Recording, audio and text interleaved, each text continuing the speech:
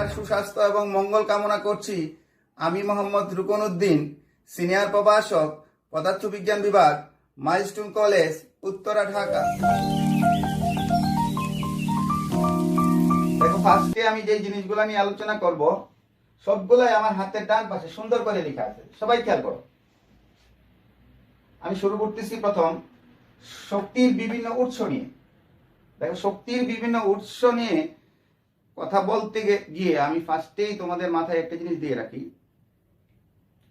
আমাদের এই পৃথিবীতে কোন দেশ কত বেশি উন্নত সেটা ডিপেন্ড করে ওই দেশ মাথাপিছু বিদ্যুৎ শক্তি কত বিদ্যুৎ শক্তি ব্যয় করে। কোন দেশ কত বেশি উন্নত সেটা ডিপেন্ড করে ওই দেশ মাথাপিছু কত বিদ্যুৎ শক্তি ব্যয় করে। তাহলে বুঝতেই পারতেছো সবাই এই শক্তি রূপান্তর ঘটিয়ে কিভাবে বিদ্যুৎ শক্তি উৎপাদন করা যায়। এই ওয়ার্ল্ডের সবার মাথায় কিন্তু এই চিন্তাটা প্রথমেই থাকে। আমরা দেখি এখন এই শক্তির যতগুলা উৎস আছে এই উৎসগুলাকে আমরা কি কি কাজে লাগাতে পারি। ফার্স্টে দেখো লিখা আছে শক্তির উৎস। শক্তির যত রকমের উৎস আছে এই উৎসগুলাকে আমরা দুই ভাগে ভাগ করতে পারি। একটা হলো অনবায়নযোগ্য শক্তি আর অপরটির নাম হলো নবায়নযোগ্য শক্তি। তাহলে অনবায়নযোগ্য শক্তিটা কি, ফার্স্টে আমি সেটাকে সংজ্ঞায়িত করি। যেসব শক্তি জ্বালানি হিসাবে ব্যবহার করে শক্তির রূপান্তর ঘটিয়ে পুনরায় নতুন করে সৃষ্টি করা যায় না। অর্থাৎ কোন শক্তিকে যদি আমি জ্বালানি হিসাবে ব্যবহার করলেই তো কি হবে, সে শক্তির রূপান্তর ঘটবে। ঘটার ফলে এই শক্তিকে পুনরায় নতুন করে আর আমি সৃষ্টি করতে পারবো না। এটাকে আমরা বলতেছি অনবায়নযোগ্য। এটাকে আমরা বলতেছি নবায়নযোগ্য শক্তি। তাহলে নবায়নযোগ্য শক্তিটা কি, ফার্স্টে আমরা সেই জিনিসটা আবারও জেনে নিই। অর্থাৎ যেসব শক্তি জ্বালানি হিসাবে ব্যবহার করে শক্তির রূপান্তর ঘটিয়ে পুনরায় নতুন করে সৃষ্টি করা যায় সেইগুলাকে আমরা বলবো নবায়নযোগ্য শক্তি। আবার বলি, যেসব শক্তি জ্বালানি হিসাবে ব্যবহার করে শক্তির রূপান্তর ঘটিয়ে পুনরায় নতুন করে সৃষ্টি করা যায় এইসব শক্তিকে আমরা বলবো কি, নবায়নযোগ্য শক্তি। এই চারটি অনবায়নযোগ্য শক্তিকে খনি থেকে একটা বিশেষ প্রক্রিয়ায় উত্তোলন করা হয়। উত্তোলিত শক্তি তেল, দ্যাট মিন্স খনিজ তেল এবং গ্যাস, এই দুইটাকে আমরা কি করি, জ্বালানি হিসাবে ব্যবহার করে আমরা বিদ্যুৎ উৎপাদন করতে পারি। তৃতীয়ত দেখা দেওয়া আছে কয়লা। কয়লাটাও সেম। এই কয়লাকেও আমরা কি করতে পারি, জ্বালানি হিসেবে ব্যবহার করে শক্তির রূপান্তর ঘটিয়ে আমরা তাপ শক্তি উৎপন্ন করতে পারি। এই তাপ শক্তিকে কাজে লাগিয়ে আমরা বিদ্যুৎ উৎপাদন করতে পারি। ওকে, 4 নম্বর স্টেজে দেখো আমাদের দেওয়া আছে নিউক্লিয় শক্তি। এই নিউক্লিয় শক্তির প্রধান উৎস হচ্ছে ইউরেনিয়াম।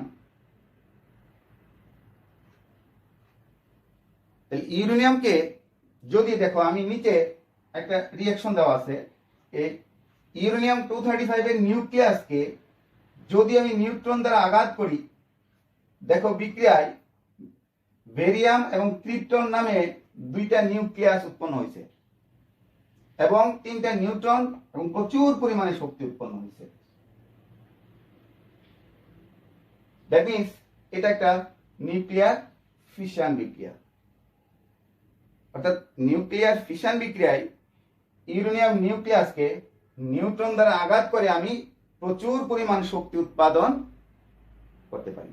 এই শক্তি উৎপাদন করে এই শক্তিকে কাজে লাগিয়ে আমি প্রচুর পরিমাণ বিদ্যুৎ শক্তি উৎপাদন করতে পারি। আর সেই জন্যই আমাদের দেশে রূপপুর পারমাণবিক বিদ্যুৎ কেন্দ্র কিন্তু অলরেডি কাজ শুরু হয়ে গেছে। আগামী 1-2 বছরের মধ্যেই সেটা চালু হয়ে যাবে। হইলে তখন আমাদের বিদ্যুতে এত ঘাটতি থাকবে না। ওকে, এখন আমরা আলোচনা করব নবায়নযোগ্য শক্তি।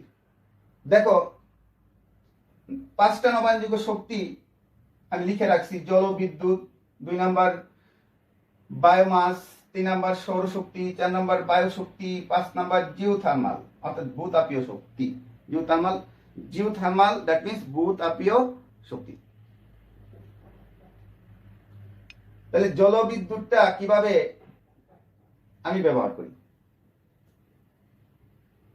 অনেক দেশেই নদীর মধ্যে একটা বাঁধ ব্যারিকেড তৈরি করে, এই নদীর পানিকে কাজে লাগিয়ে অর্থাৎ নদীর পানিকে বিশেষ প্রক্রিয়ায় বাষ্পে পরিণত করে ওই বাষ্পকে কাজে লাগিয়ে দ্যাট মিন্স এই বাষ্প দিয়ে টারবাইন ঘুরিয়ে বিদ্যুৎ উৎপাদন করা হয়।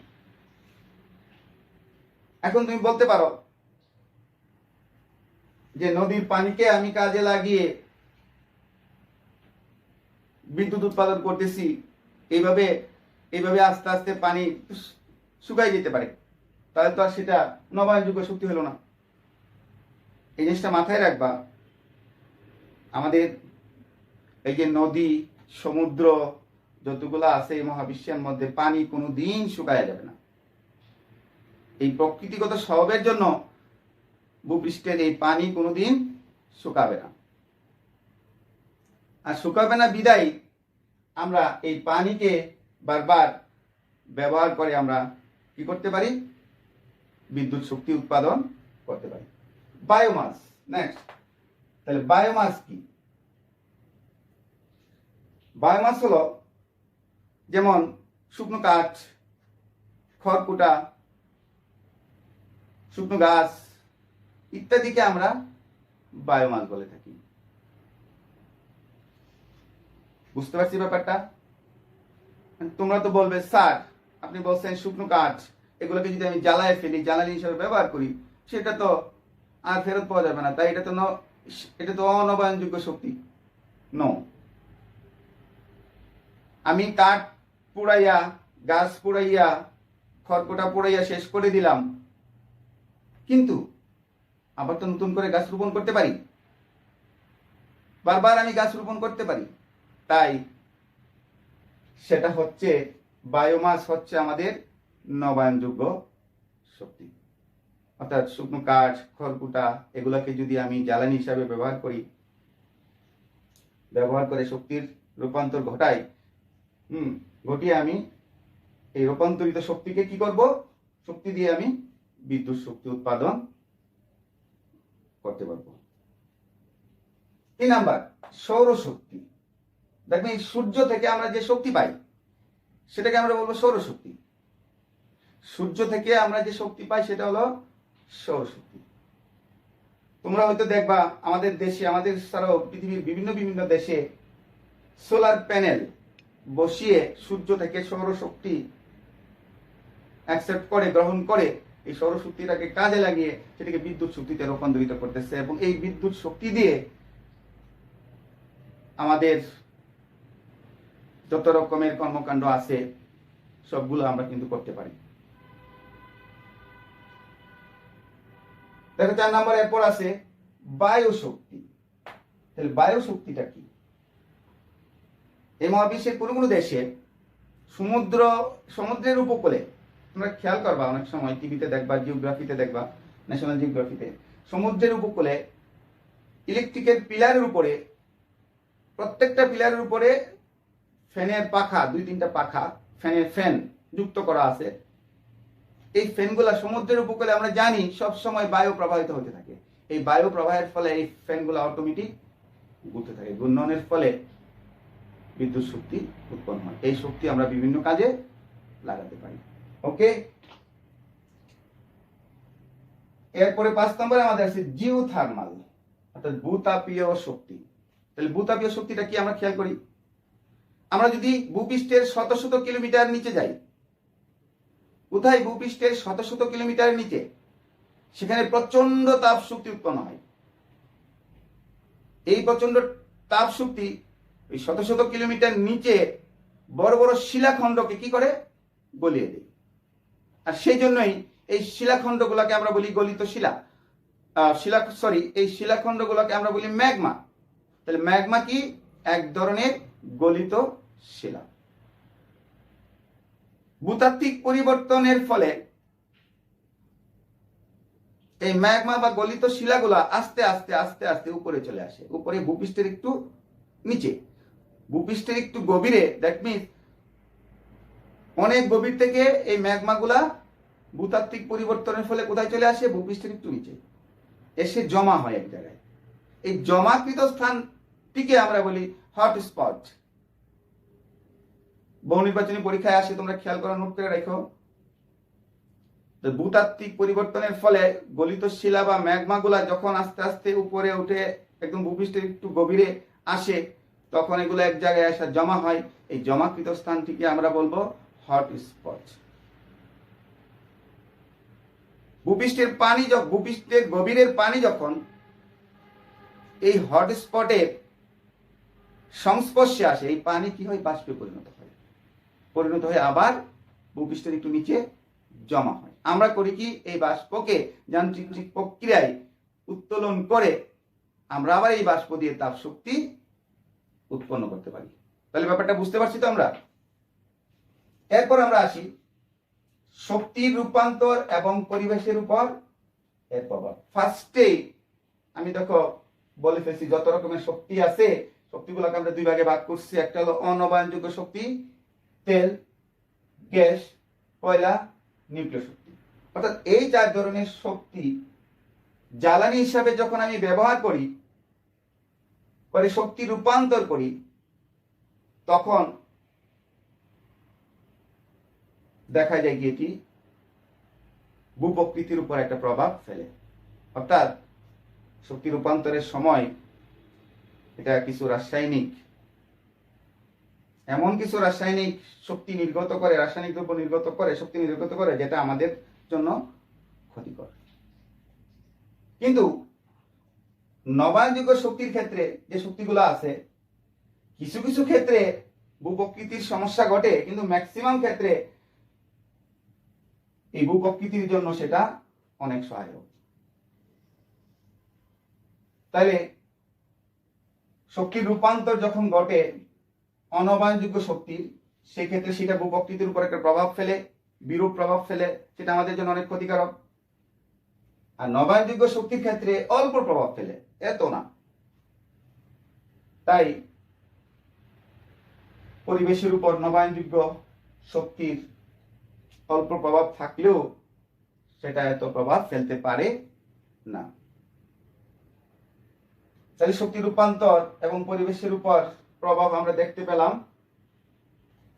এরপর আমরা আসি শক্তির সংরক্ষণ নীতি। শক্তির সংরক্ষণ নীতি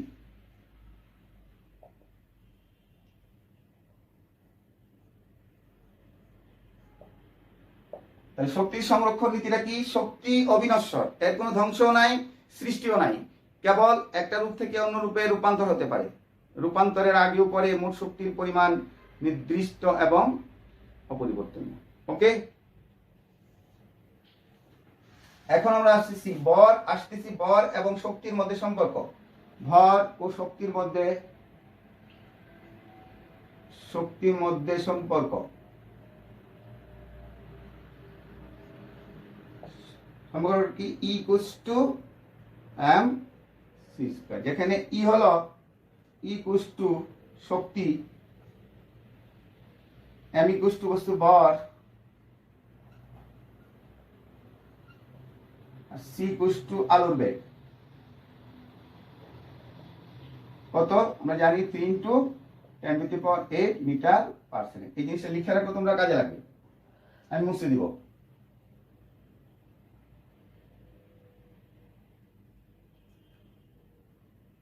ওকে, মুছে দিচ্ছি। এখন আমরা আলোচনা করব ক্ষমতা নিয়ে। তাহলে ক্ষমতাটা কি? খেয়াল করো তোমরা, কোন যন্ত্র বা উৎস একক সময়ে যে কাজ করে, অথবা কোন যন্ত্র বা উৎসের কাজ করার যে হার, সেটাকে আমরা বলি ক্ষমতা। কোন যন্ত্র বা উৎসের কাজ করার হারকে বলা হয় ক্ষমতা, একে পি দ্বারা প্রকাশ করা হয়। দেখো আমি লিখে রাখছি, কোন যন্ত্র বা উৎসের কাজ করার হারকে বলে ক্ষমতা, একে পি দ্বারা প্রকাশ করা হয়। তাহলে দেখো কোন যন্ত্র বা উৎস যদি কোন যন্ত্র বা উৎস যদি টি সময়ে ডাব্লিউ পরিমাণ কাজ করে,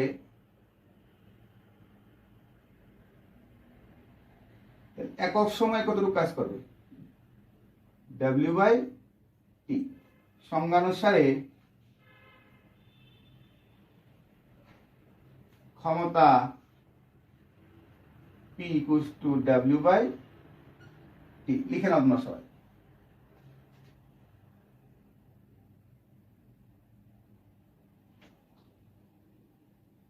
তাহলে এর একক কি হচ্ছে দেখো, একক হচ্ছে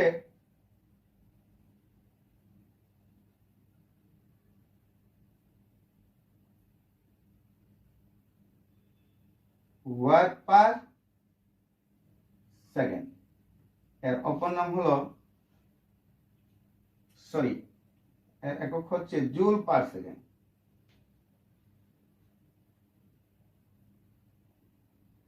জুল পার সেকেন্ড, এই জুল পার সেকেন্ডের অপর নাম হচ্ছে ওয়াট,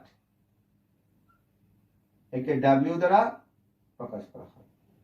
তাই ক্ষমতার একক আমি জুল পার সেকেন্ডও লিখতে পারবো, ওয়াটও লিখতে পারবো, আবার সংক্ষেপে ডাব্লিউ দিয়েও লিখতে পারবো, তাই না?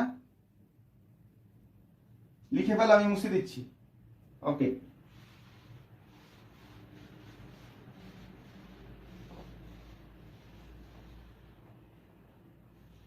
আমরা কি শিখলাম, যে ক্ষমতার ব্যবহারিক একক হচ্ছে ওয়াট। এই ওয়াটের যে ক্ষমতার একটা বড় ব্যবহারিক একক আছে যার নাম কিলোওয়াট, যার নাম কিলোওয়াট।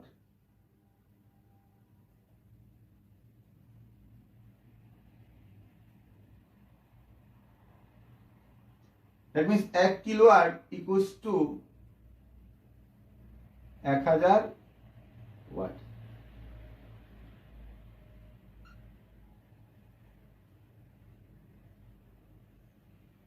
ক্ষমতার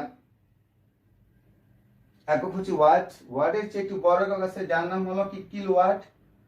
1 কিলোওয়াট ইকুয়ালস টু কি 1000 ওয়াট। তার চেয়েও ক্ষমতার আরেকটি বড় একটা ব্যবহারিক একক আছে যার নাম মেগাওয়াট।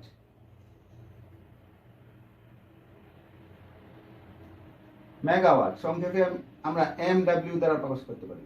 তাহলে 1 মেগাওয়াট ইকুয়ালস টু কত watt, 10 to the power 6 watt. লিখে নাও, এটা এমসিকিউ তে কাজে লাগবে। 1 megawatt equals to 10 to the power 6 watt. এরপরে আরেকটা ক্ষমতার যান্ত্রিক ব্যবহারিক একক আছে যেটাকে আমরা বলি হর্স পাওয়ার। এগুলো হলো ক্ষমতার বৈদ্যুতিক ব্যবহারিক একক। তাহলে যান্ত্রিক ব্যবহারিক এককের নাম কি, অশ্ব ক্ষমতা। অশ্ব ক্ষমতা, এটাকে সংক্ষেপে এইচপি লেখা হয়, দ্যাট মিন্স হর্স পাওয়ার। প্রতি সেকেন্ডে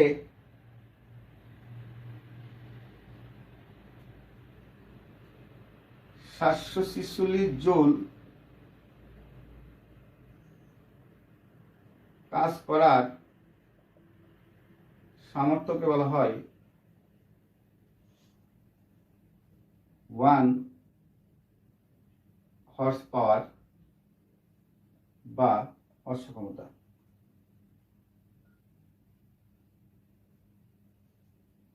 প্রতি সেকেন্ডে 746 জুল কাজ করার যে সামর্থ্য সেটাকে বলি আমরা 1 horse power. That means 1 horse power অশ্ব ক্ষমতা, হর্স পাওয়ার বাংলা হলো অশ্ব ক্ষমতা, ইকুয়ালস টু 746 ওয়াট। লিখে নাও।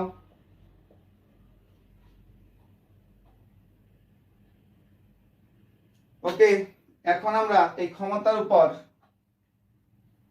একটা সৃজনশীল কোশ্চেন করব। এখন দেখো বোর্ডে লেখা আছে, এই ক্ষমতার উপর আমরা একটা সৃজনশীল কোশ্চেন করব।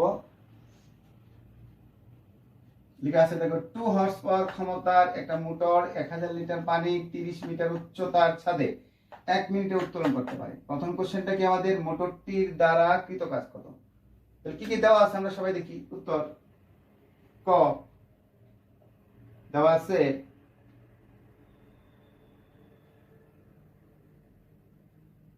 ভর, পানির ভর m equals to 1000 লিটার। তাহলে আমরা জানি 1 লিটার সমান 1 কেজি, তাহলে 1000 লিটার সমান আমরা লিখতে পারি 1000 কেজি। 30 মিটার উচ্চতার ছাদে, উচ্চতা h equals to কত? 30 মিটার। সময় t equals to কত? 1 মিনিটে, 1 মিনিট, দ্যাট মিন্স 60 সেকেন্ড।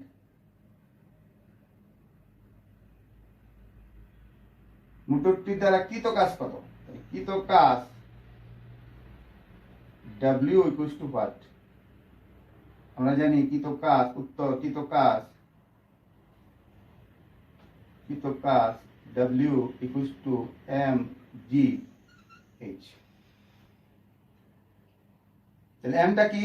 ভর, ভর কত? 1000 কেজি, আর g হলো 9.8, আর h কি? 30 মিটার উচ্চতা। এটাকে যদি আমি ক্যালকুলেশন করি তাহলে 29 4 তিনটা দিব, হ্যাঁ, এত জুল। সবাই লিখে ফেলো, আমি মুছে দিব। সেকেন্ডলি কোশ্চেনটা দেওয়া আছে মোটরটির কার্যকর ক্ষমতা কত? মোটরটির কার্যকর ক্ষমতা কত? খ উত্তর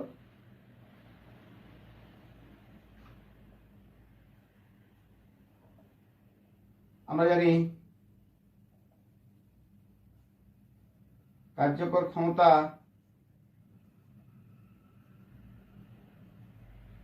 P equals to W by T equals to mgh by T। দেখো পূর্বে আমরা mgh এর মান বের করে ফেলছিলাম, সেটা আমি বসায় ফেলি। 29 কত ছিল আমাদের? 4 1 2 3 0 ডিভাইডেড বাই t, t সমান কত ছিল? 1 মিনিট, দ্যাট মিন্স 60 সেকেন্ড। যদি 60 দিয়ে এই রেজাল্টটাকে আমরা ভাগ করি তাহলে 4900 ওয়াট। তাহলে মোটরটির কার্যকর ক্ষমতা হলো আমাদের 4900 ওয়াট। ওকে, থ্যাংক ইউ সবাইকে। দোয়া করি আল্লাহ যাতে সবাইকে ভালো রাখে।